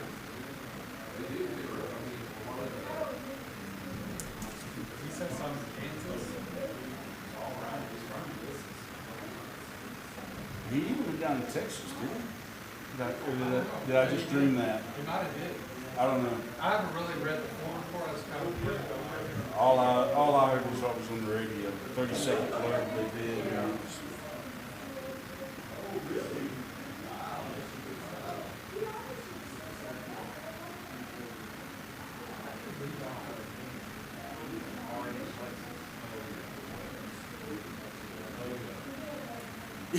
if we do, Lavona's been keeping it a secret from me. I've never seen it. County clerk just got a raise.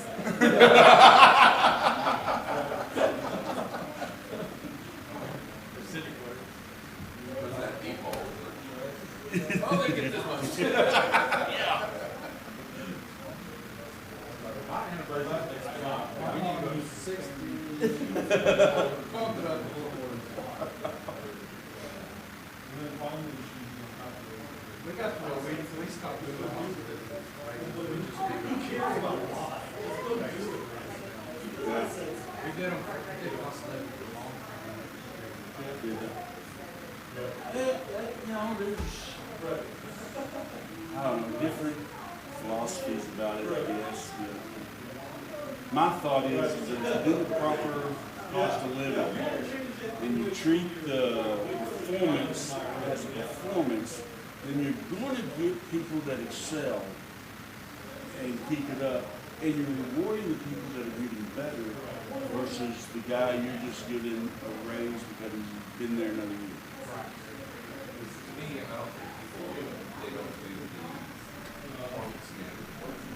Yeah.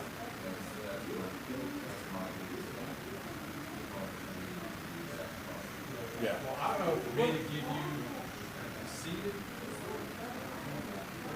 bugging me off, Yeah. I don't just hand those out. Just because you do your job, I mean, you're seated. Yeah.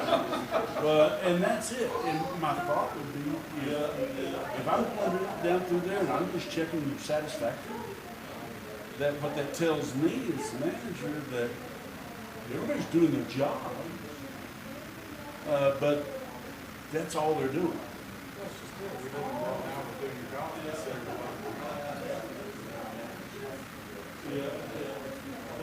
I came to work 2 weeks in a row.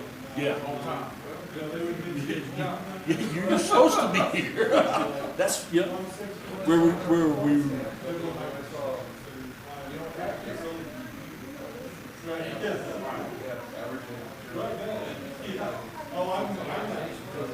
We got like 6 different columns to choose from below average to exceedingly well, and it's everything in between. Let's make it 3. Bad, good, okay, good, better. Yeah. And Every once in a while I see expectations, I'm like, well, what's your exceed expectations every once in a while? You gotta document that. I'm like, there's no just And it's, what to me, if you're going to do that, that's fine. Realize what you're going to do, but well, that's what happens. Just your pay matrix just becomes a cost to living. I've been here another year.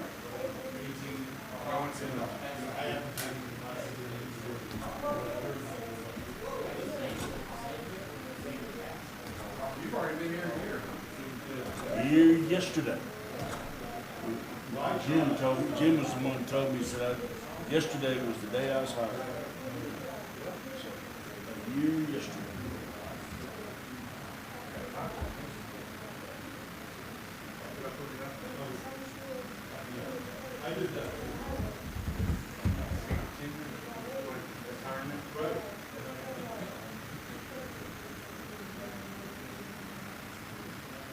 That's one of the things I looked when I came, before I came here. I could have taken retirement and just retired. I couldn't afford to live on what I got, but I could do it. That's the key. Yeah, What can you afford to?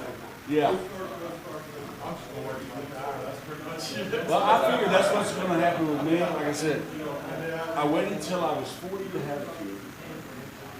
She's 16 now. She'll be 18 when she graduates high school. So, I've got, I'm 58. Well, if she goes to college, it takes 5 years to finish a 4-year degree. Yeah. A 6-year senior? Yeah, she's 6 years senior. Yep, so there's 5 more years. So now I'm in my... Now you're at Social Security age. Yeah, now I'm in Social Security age. And then if things probably go, then she'll probably want to go get her master's. So that's another 3 years. If she gets married, she's somebody else's problem. Now, my kid's like, well, Daddy, you're supposed to pay for the wedding. I said, I'll pay for your elope. I ain't paying for the wedding. That 4 or 5 grand to elope is a whole lot cheaper than wedding.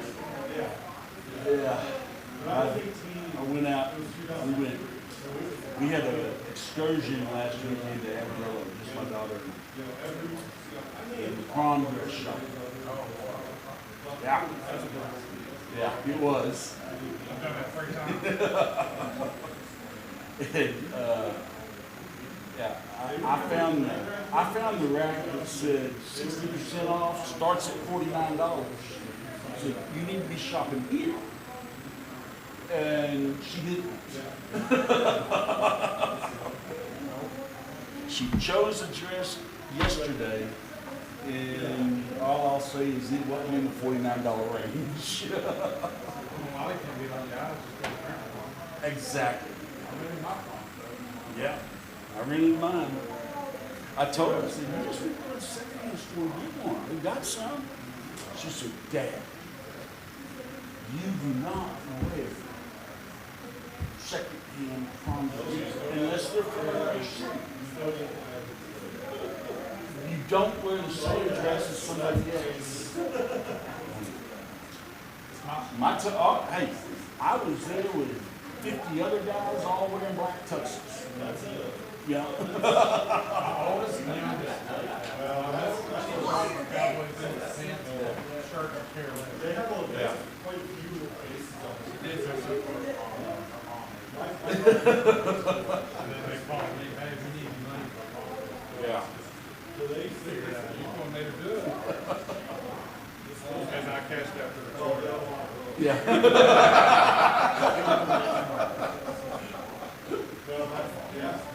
Yeah.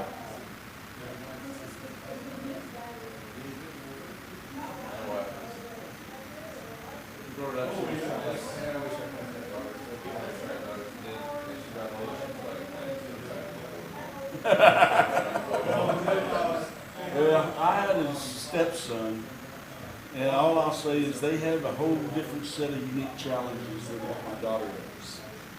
I don't know one's better than the other, but the challenges are different.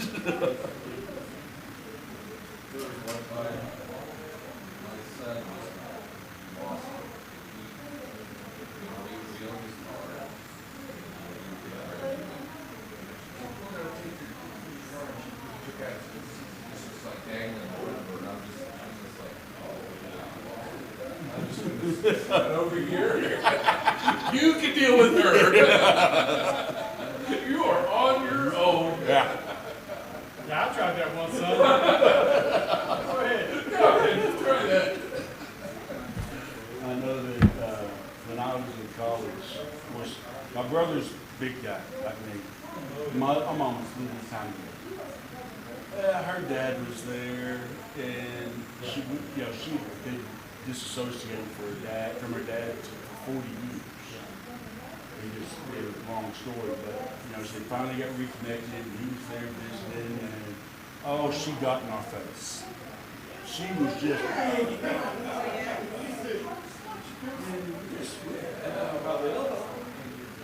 Walked over to the closet, shoved her in that closet, slammed the door, and went back up. Well, I don't know who let her out of the closet. Either her dad let her out of the closet or my dad let her out of the closet. I don't know which. But when we got home from getting our coat, my dad and her were sitting in the living room. I walked in the door, my dad was shaking his head. I kept telling him, you boys, and she kept getting in those faces. I didn't find her hanging on an empty basement one day. And just as calm as could be, she said, that's okay. They got to sleep sometime. I got a cast iron skillet.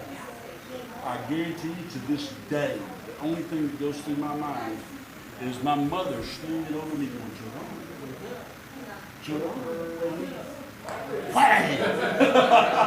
Waking me up just so I can see it coming. That was the last day. I moved out of the house very soon after that. I was 17 or 18. Mom just made me mad. My mom was 5'2". I was so mad. So I went out. Coming into the house was like this long hallway. How long were you? I come to the door. I know sooner we gotta run that corner. She met me fist first. Blood in my nose. Don't you never talk behind my back. Yes, ma'am. She cried 2 weeks about how bad her hand hurt, but she let it know too. They walked in so weird.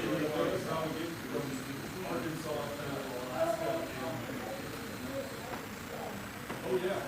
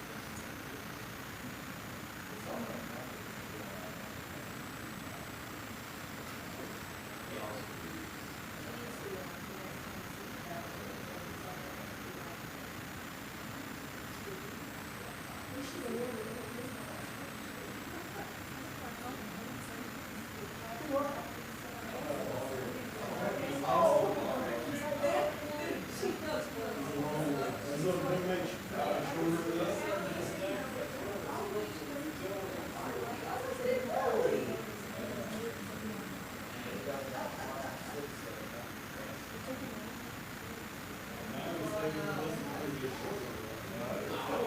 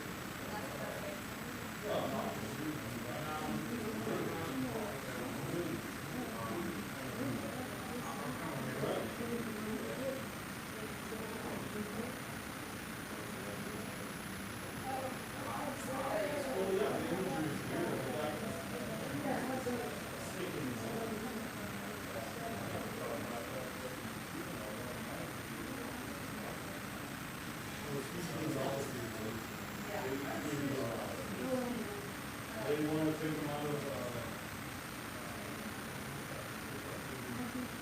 the spaces. They want all the characters to put them up to the.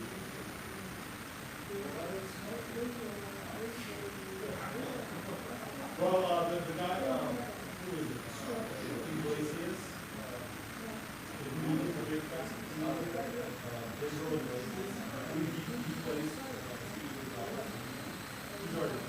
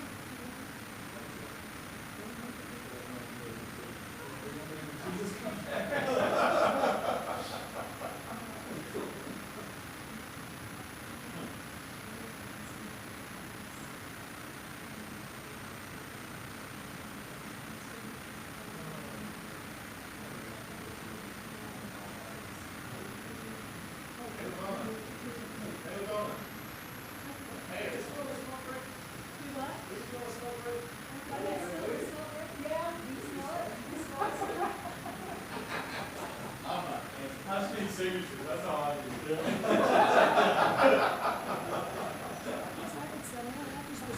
Right here.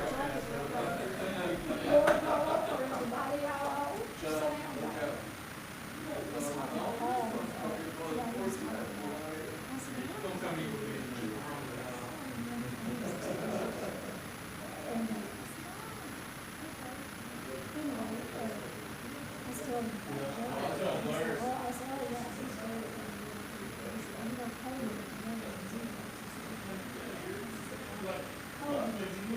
yeah.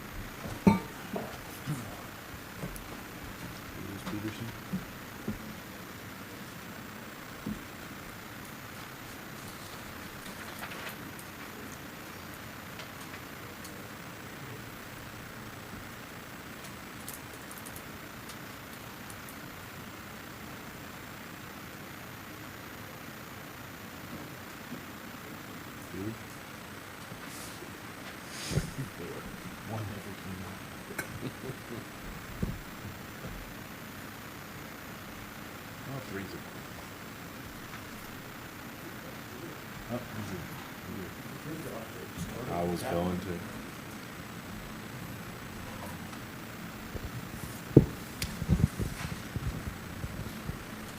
I make a motion that we resume city council meeting item 15. I'll second. I have a motion and a second. Peterson? Aye. Valdedras? Aye. Swager? Aye. Livengood? Aye. We've got 4 ayes. Item 15, no action taken. Item 16, new business. Okay, we'll stand adjourned as the Guyman City Council.